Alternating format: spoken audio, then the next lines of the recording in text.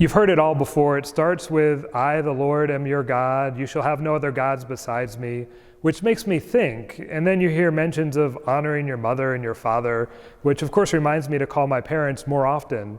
And then you get into what I call the I'd never do that category of the 10 Commandments, like you shall not kill. For many of us, we probably never actually contemplated killing someone or taking someone else's life, so this commandment may seem somewhat irrelevant when compared to some of the others, such as remembering to keep holy the Sabbath day.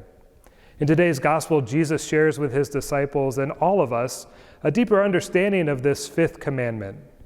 Jesus tells us that this fifth commandment isn't only about the physical act of killing or murder, but it's also about how we kill others by our thoughts, our words, and actions.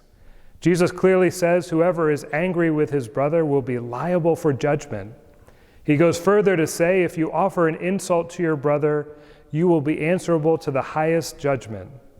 Everything that Jesus mentions in this gospel are all things that we have the ability to control.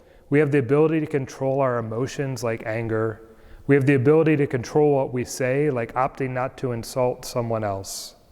Thoughts and feelings of anger and insulting our brother have no place in the kingdom of God.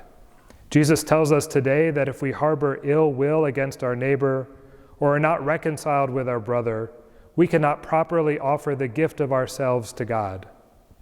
Lent is not only about growing deeper in our relationship with God, but it's also about growing in kindness and compassion with the people we interact with each and every day, as they each are a person created by God and a living sign of Jesus in our midst. We cannot honestly grow this Lent without first examining how we are living with and how we are loving our neighbor. For today, think of the person who is most challenging for you to love at this moment. Think of those things you may have done, the anger you may have towards this person, or the hurt that you may have suffered as a result of a relationship with this person. Now take a moment to offer this person to the Lord and ask forgiveness in how you have treated this person in your life.